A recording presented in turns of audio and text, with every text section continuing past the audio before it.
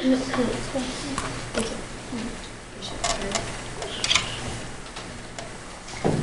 name is Rachel Andrews, and I'll be talking to you today about the nonverbal differences between genders.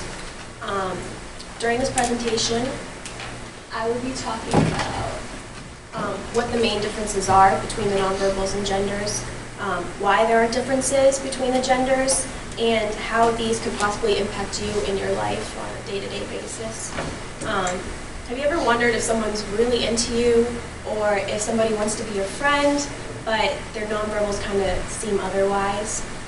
Well, this is very common for both men and women to experience. Nonverbal body language and gestures are often misunderstood between genders, and after doing much extensive research, I have found that there are many theories on why this happens.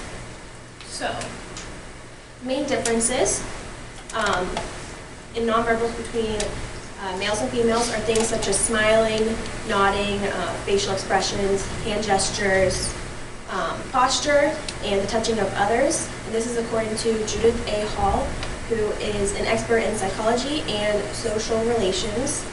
And this is from an article of hers posted in the Psychology of Women Quarterly. There are also differences in how each gender interprets and judges nonverbal cues.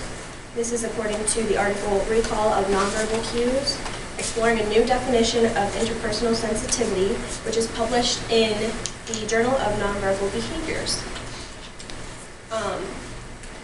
Now, why are there differences between genders and their nonverbals? According to Judith A. Hall, males and females alike often misunderstand. They also often determine their nonverbals by how much power they feel like they have,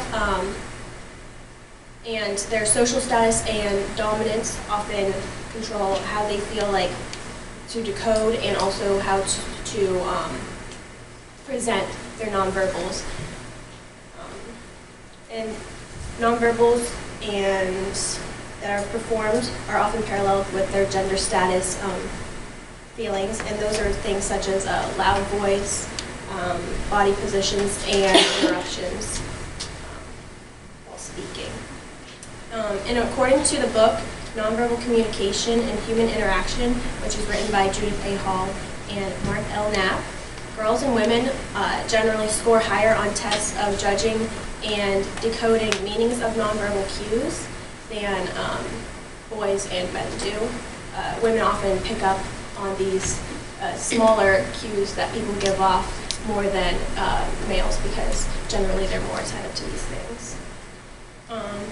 And this can affect you in a day-to-day basis in a multiple of locations. It could be in the workplace, it could be at school, it could be in a social environment, even with your parents.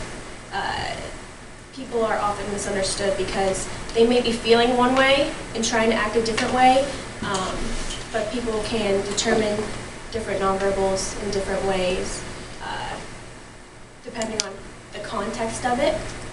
According to the Text Communication Mosaics, which is written by Julia T. Wood, who's an expert in the communication field, the significance of nonverbal behaviors are tentative and depend on the context in which they occur.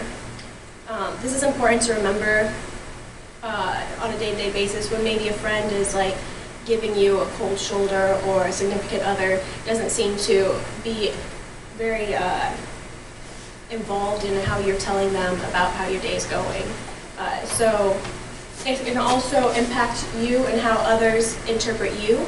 It's important to remember these different nonverbals that you give off, because it can give impressions of you for other people, especially like a job or a boss and stuff. You need to make sure you're open to it, but also that you're not quick to judge other people, because it all depends on the context, and you have to remember that in nonverbals. So, in conclusion, I talked about today what the main differences are, why there are these differences between genders, and how this can affect you. And it is up to you to determine how you want others to interpret you. So just remember this when you are in a situation that may not be going your way, and you want to show that you are a positive person. Thank you.